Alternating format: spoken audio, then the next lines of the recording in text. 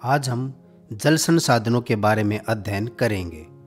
इस टॉपिक के अंतर्गत हम निम्नलिखित विषयों का अध्ययन करेंगे। सबसे पहले जल संसाधन के बारे में हम पढ़ेंगे। पूरी पृथ्वी के 71% भाग पर जल विद्यमान है, परंतु अलवणीय जल, जिसको हम पीने योग्य पानी बोलते हैं, उसकी मात्रा केवल 3% है। यानी कि कुल जल का केवल 3% ही पीने योग्य है। अलवणीय जल की उपलब्धता स्थान और समय के अनुसार भिन्न भिन्न है। इस दुर्लभ संसाधन के आवंटन और नियंत्रण पर तनाव और लड़ाई झगड़े संप्रदायों, राज्यों, प्रदेशों के बीच विवाद का विषय बन गए हैं। यानी कि जल के ऊपर, क्योंकि एक ऐसा दुर्लभ संसाधन है जिसकी आवश्यकता हम सबको है, और इसके ऊपर बहुत सारे देशों के, राज्यों के आपस में लड़ाई झगड़े, तनाव होते रहते हैं। विकास को सुनिश्चित करने के लिए जल का मूल्यांकन और सुरक्षा आवश्यक हो गई है। अगर हमें भविष्य में लगातार विकास करना है तो इस जल का संरक्षण करना बहुत ही आवश्यक है। इस अध्याय में हम भारत में जल संसाधनों, इनके भौगोलिक वितरण, क्षेत्रीय उपयोग और इसके संरक्षण और प्रबंधन की विधियों के बारे में चर्चा करेंगे।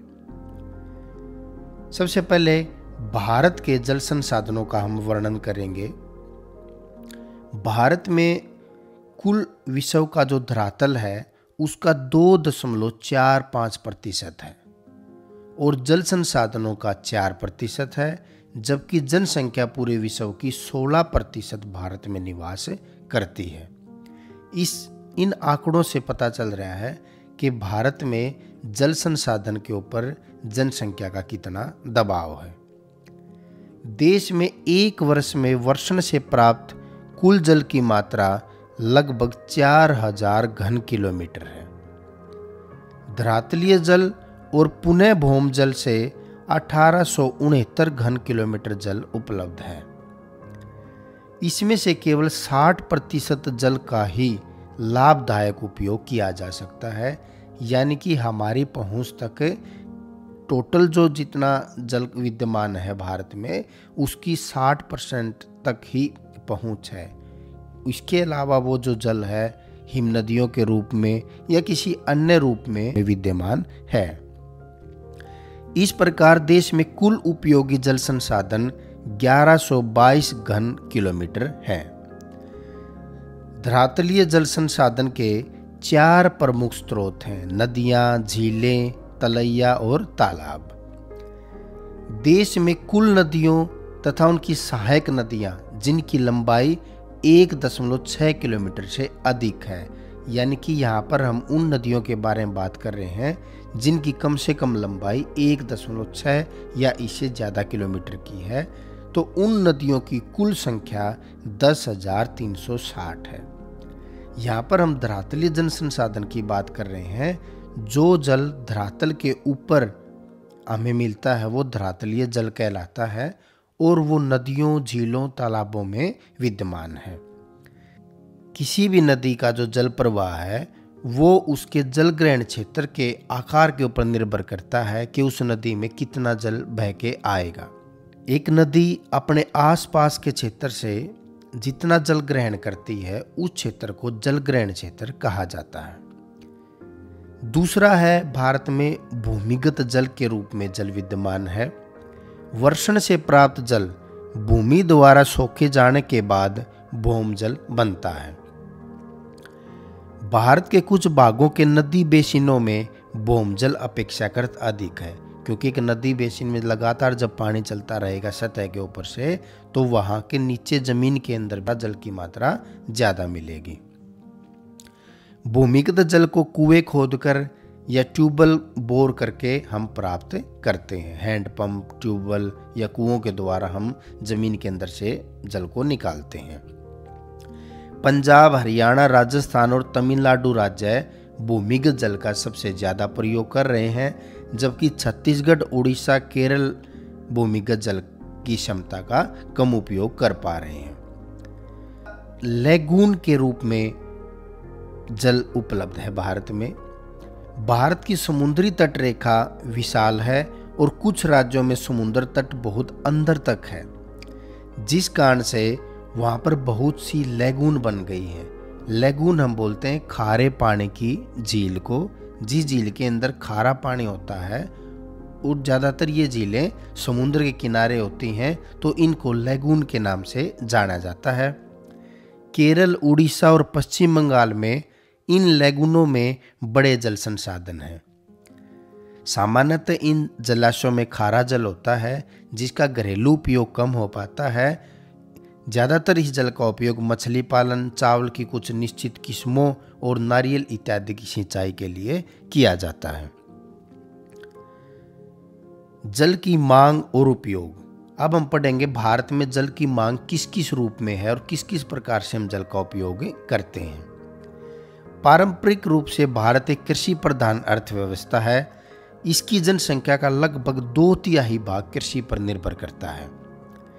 इसलिए पंचवर्षीय योजनाओं में कृषि उत्पादन को बढ़ाने के लिए सिंचाई के विकास को एक अति उच्च प्राथमिकता प्रदान की गई है। यानी कि भारत एक कृषि प्रधान देश है और भारत की कृषि मुख्य रूप से मानसूनी वर्षा पर निर्भर न रह के सिंचाई के ऊपर भी बहुत हद तक निर्भर है, जिस कारण से भारतीय सरकार अपनी जो पंचवर्षीय योजनाएं, अपनी नीतियां जो बनाती हैं, उनमें विशेष तौर पर सिंचाई के विकास की ओर अतिरिक्त ध्यान दिया जाता है। बहुत सी बहुउद्देशीय नदी घाटी परियोजनाएं जैसे भाखड़ा नांगल, हीराकुंड, दामोदर घाटी, नागार्जुन सागर, इंदिरा गांधी नहर परियोजना इत्यादि भी सिंचाई व्यवस्था के विकास के लिए ही शुरू की गई। धरातलीय जल और भौम जल का सबसे अधिक उपयोग कृषि में होता है। कृषि में धरातलीय जल का 89% और भौम जल का 92% जल उपयोग किया जाता है। इसके अलावा औद्योगिक सेक्टर और घरेलू सेक्टर में जल का उपयोग होता है। सबसे ज्यादा जल की मांग भारत में सिंचाई के लिए है। देश में वर्षा के स्थानिक सामयिक परिवर्तनों के कारण कृषि में सिंचाई की आवश्यकता होती है, क्योंकि पूरा साल लगातार वर्षा नहीं होती, हर जगह समान रूप से वर्षा नहीं होती। इस कारण से सिंचाई की आवश्यकता पड़ती है। देश के अधिकांश भाग वर्षा विहीन और सूखाग्रस्त हैं। ज़्यादातर भागों में शीत और ग्रीष्म ऋतुओं में न्यूनाधिक शुष्कता पाई जाती है। इसलिए शुष्क ऋतु में बिना सिंचाई के खेती करना कठिन हो जाता है। कुछ फसलों के लिए जल की कमी सिंचाई को आवश्यक बनाती है। यानी कि बहुत सारी ऐसी फसलें हैं जिनको बहुत ज़्यादा जल की ज़रूरत होती है, जो सिंचाई के द्वारा ही उसकी पूर्ति हो पाती है। जैसे चावल, गन्ना, जूट इत्यादि जो फसलें हैं, इनको अत्यधिक जल की आवश्यकता होती है। सिंचाई की व्यवस्था बहुफसलीकरण को संभव बनाती है। यानी कि एक किसान अगर केवल वर्षा के ऊपर डिपेंड रहेगा तो वो केवल उन्हीं दिनों में कृषि कर सकता है, फसल उगा सकता है जब वर्षा होती है। लेकिन अगर सिंचाई की उपलब्धता है तो वो पूरे साल में 2 या 3 फसलें ले सकता है। तो सिंचाई बहुफसलीकरण को बढ़ावा देती है, तो इसलिए भी सिंचाई के लिए जल की मांग है। फसलों की अधिक उपज देने वाली किस्मों के लिए आर्द्रता आपूर्ति नियमित रूप से आवश्यक है। बहुत सारे ऐसे बीज होते हैं जिनको उगने के लिए, बढ़ने के लिए ज़्यादा नमी की ज़रूरत होती है, इसलिए भी सिंचाई की आवश्यकता है। पंजाब, हरियाणा, पश्चिम उत्तर प्रदेश में कुल बोए गए क्षेत्र का 85% भाग सिंचाई के अंतर्गत आता है। इन राज्यों में गेहूं और चावल मुख्य रूप से सिंचाई की सहायता से ही पैदा किए जाते हैं। सिंचाई के प्रमुख साधन हैं नहरों के द्वारा, कुओं के द्वारा, नलकूपों के द्वारा और तालाबों के द्वारा। उत्तरी भारत में ज़्यादातर नहरें और नलकूपों का प्रयोग किया जाता है सिंचाई के लिए, जबकि दक्षिण भारत में तालाबों से सिंचाई ज़्यादा होती है। संभावित जल समस्या। जनसंख्या बढ़ने से जल की प्रति व्यक्ति उपलब्धता दिन प्रतिदिन कम होती जा रही है। उपलब्ध जल संसाधन उद्योग, कृषि और घरों से निकलने वाले गंदे जल से प्रदूषित होते जा रहे हैं, जिस कारण उपयोगी जल संसाधनों की उपलब्धता और सीमित होती जा रही है। यानी कि हमारे देश में जल दोनों तरह से समस्या से ग्रस्त होता जा रहा है। एक तो जनसंख्या में वृद्धि हो रही है, जिस कारण से जल की उपलब्धता ही कम होती जा रही है, और जो जल वर्तमान में उपलब्ध है वो उद्योगों, कृषि और घरों से निकलने वाले गंदे जल से प्रदूषित होता जा रहा है। जल के गुणों का ह्रास। जल गुणवत्ता से तात्पर्य जल की शुद्धता अथवा अनावश्यक बाहरी पदार्थों से रहित जल से है। जल बाहरी पदार्थों जैसे सूक्ष्म जीवों, रासायनिक पदार्थों, औद्योगिक और अन्य अपशिष्ट पदार्थों से प्रदूषित होता है। इस प्रकार के पदार्थ जल के गुणों में कमी लाते हैं और इसे मानव उपयोग के योग्य नहीं रहने देते। जब विषैले पदार्थ झीलों, नदियों, समुद्रों और अन्य जलाशयों में प्रवेश करते हैं, वे जल में घुल जाते हैं। आप ये भारत का मानचित्र देखें, गंगा और यमुना नदियां हैं। जब ये अपने उद्गम स्थल से चलती हैं तो इनका पानी बिल्कुल शुद्ध होता है, लेकिन इनके किनारे पर बसे हुए शहरों से निकला हुआ प्रदूषित जल इन नदियों के जल प्रदूषित कर देता है। इससे जल के गुणों में कमी आने से पूरा जो जलीय तंत्र है नदी का, वो प्रभावित होता है। कभी कभी प्रदूषक नीचे तक पहुंच जाते हैं और भौम जल को भी प्रदूषित करते हैं।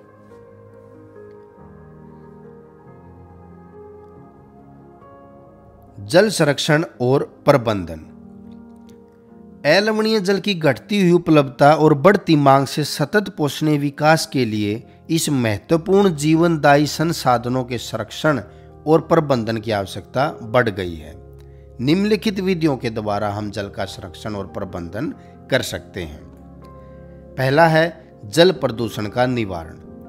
अलग अलग कारणों से जल का प्रदूषण होता है। उपलब्ध जल संसाधनों का तेजी से निम्नीकरण हो रहा है।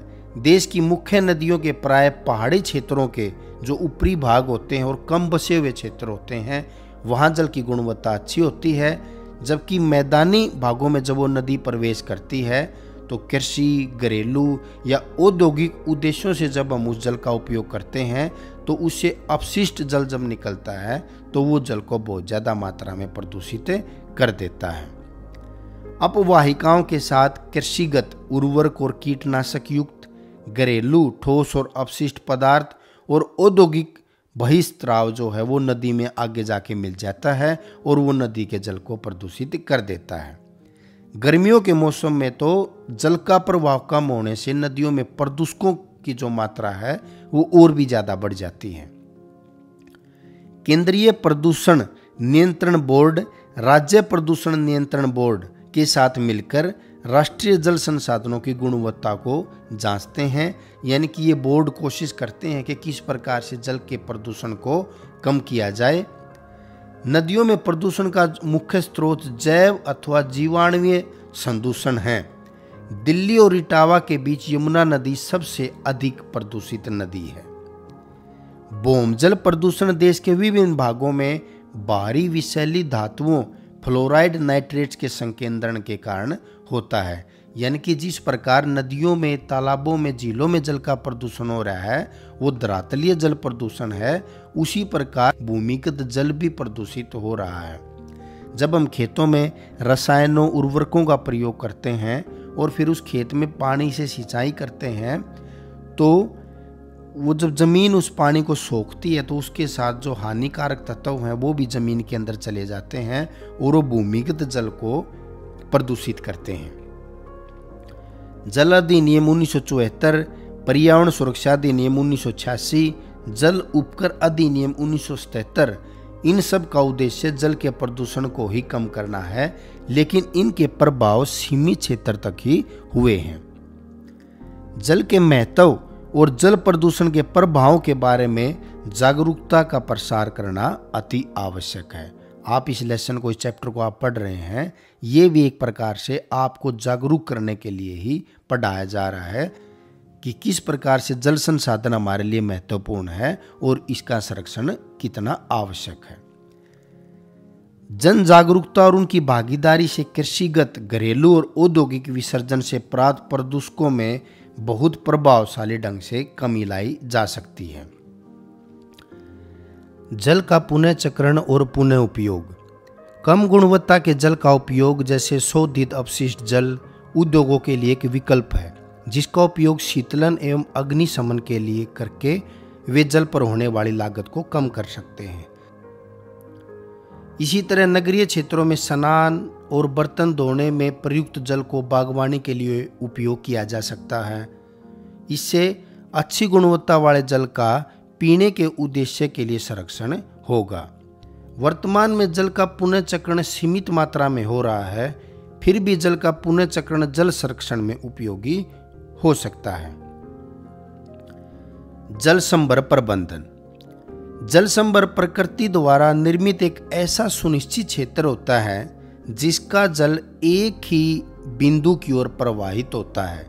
इसके अंतर्गत विभिन्न विधियों के द्वारा बहते जल को संरक्षित किया जाता है, जैसे तालाब, पुनर्भरण कुओं आदि के द्वारा भौम जल का संचयन और पुनर्भरण शामिल है।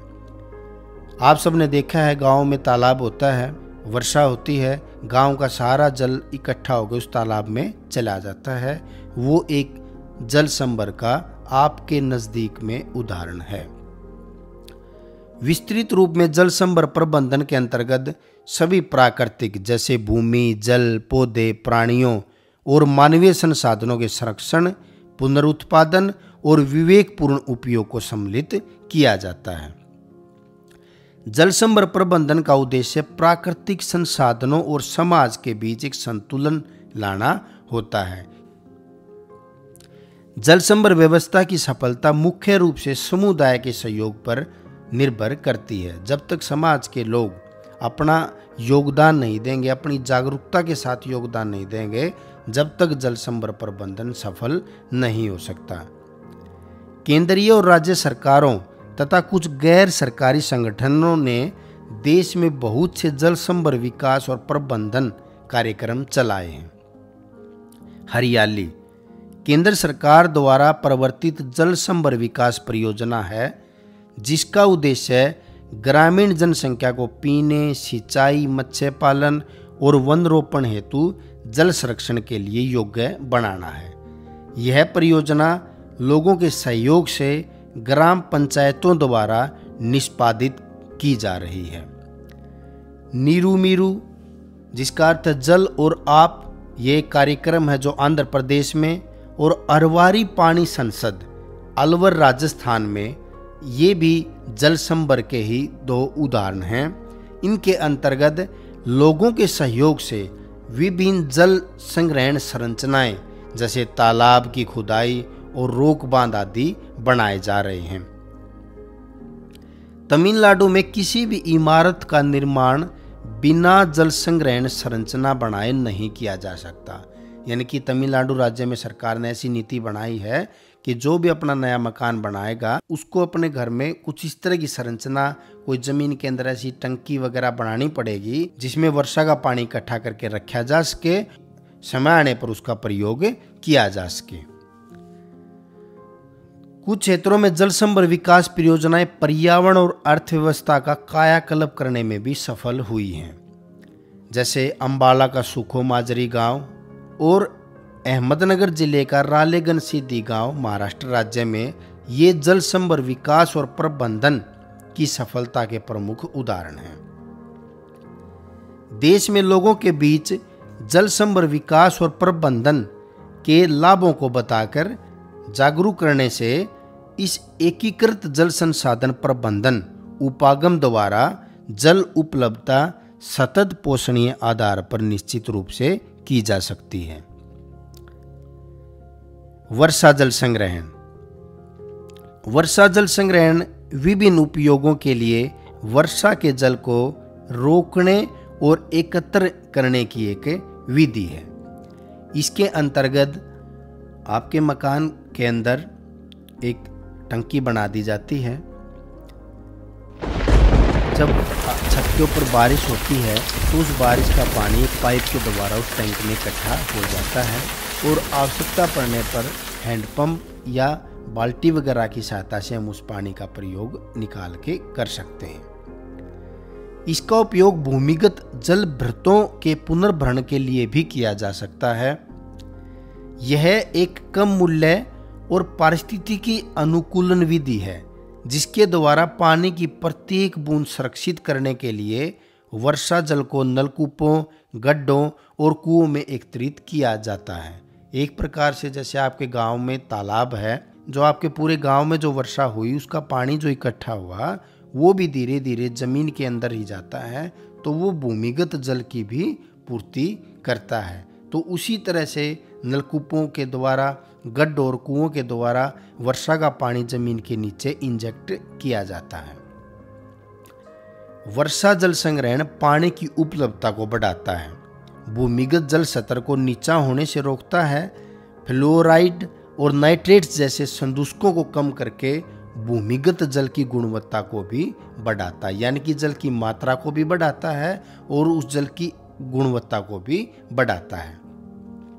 मृदा अपरदन और बाढ़ को भी रोकता है। यदि इसे जल भृतों के पुनर्भरण के लिए उपयोग किया जाता है तो तटीय क्षेत्रों में लवणीय जल के प्रवेश को भी रोकता है। जो समुद्र के किनारे का जो क्षेत्र होता है, क्योंकि वहाँ पर किनारे पर समुद्र होने के कारण जो भूमिगत जल है वो लवणीय होता है। अगर वहाँ पर वर्षा के जल को एकत्रित किया जाए तो उस लवणता को भी कम करता है। देश के विभिन्न समुदाय लंबे समय से अनेक विधियों से वर्षा जल संग्रहण करते आ रहे हैं। ग्रामीण क्षेत्रों में परंपरागत वर्षा जल संग्रहण सतह संचयन जलाशयों जैसे झीलों, तालाबों, सिंचाई तालाबों आदि में किया जाता है। राजस्थान के अर्ध शुष्क और शुष्क क्षेत्रों में वर्षा जल संग्रहण ढांचे, जिन्हें कुंड अथवा टाका कहा जाता है, उनका निर्माण घर अथवा गांव के पास संग्रहित वर्षा जल को एकत्रित करने के लिए किया जाता है। टाका में वर्षा जल अगली वर्षा ऋतु तक संग्रहित किया जा सकता है, यानी कि एक वर्षा ऋतु में जल को संग्रहित कर लिया जाता है, जिसका फिर अगले साल तक धीरे धीरे करके प्रयोग किया जाता है। वर्तमान में पश्चिमी राजस्थान में छत वर्षा जल संग्रहण की रीति इंदिरा गांधी नहर से उपलब्ध 12 पेयजल के कारण कम होती जा रही है। वर्षा जल संग्रहण घरेलू उपयोग के लिए भूमिगत जल पर समुदाय की निर्भरता को कम करता है। अगर घर घर में वर्षा जल को इकट्ठा कर लेंगे तो पूरे समुदाय के पास जो जल की जो मात्रा है वो बढ़ जाएगी, जिससे भूमिगत जल के ऊपर दबाव कम होता है। वर्षा जल संग्रहण विधि का देश के बहुत से राज्यों में बड़े पैमाने पर उपयोग किया जा रहा है। भारतीय राष्ट्रीय जल नीति 2002। भारतीय राष्ट्रीय जल नीति 2002 ने जल के आवंटन की प्राथमिकताएं एक क्रम में बताई गई हैं, जिसमें सबसे पहले पेयजल, फिर सिंचाई, जल शक्ति, नौकायन, औद्योगिक और अन्य उपयोग आते हैं। इस नीति में कुछ लक्ष्य निर्धारित किए गए, जिनमें सबसे प्रमुख था पेयजल सभी मानव जाति और प्राणियों को उपलब्ध कराना पहली प्राथमिकता होनी चाहिए किसी भी सरकार की। सतह और भौम जल स्तर की गुणवत्ता की नियमित जांच होनी चाहिए। जल के सभी विविध प्रयोगों में कार्य क्षमता सुधारनी चाहिए। दुर्लभ संसाधन के रूप में जल के लिए लोगों को जागरूक किया जाए, उनके अंदर जागरूकता विकसित की जाए, जिससे वो जल का संरक्षण कर सकें। इस प्रकार से हमारा टॉपिक कंप्लीट हुआ और इस चैप्टर के कुछ मुख्य क्वेश्चन इस प्रकार से हैं। जल संसाधन किन्हें कहा जाता है? भारत के जल संसाधन कौन कौन से हैं? जल की मांग और उसका उपयोग भारत में किस प्रकार से किया जाता है? सिंचाई के लिए जल की मांग किस किस तरह से सिंचाई भारत में की जाती है? संभावित जल समस्या, जल के गुणों का ह्रास क्यों हो रहा है? जल संरक्षण और जल प्रबंधन के क्या क्या विधियां हैं, क्या क्या तरीके हैं? जल प्रदूषण का निवारण किस प्रकार से किया जाए? जल का पुनः चक्र और पुनः उपयोग हम किसे कहेंगे? जल संभर प्रबंधन क्या होता है? और वर्षा जल संग्रहण किसे कहा जाता है? ये क्या विधि होती है? चित्र सहित आप इसको समझा सकते हैं। भारतीय राष्ट्रीय जल नीति के क्या लक्ष्य हैं जल के संरक्षण और प्रबंधन के लिए? आपने इस वीडियो को देखा, इसके लिए धन्यवाद। और अगली वीडियोज को देखने के लिए या सिलेबस की और वीडियोज को देखने के लिए आप मेरे चैनल को सब्सक्राइब भी कर सकते हैं। धन्यवाद।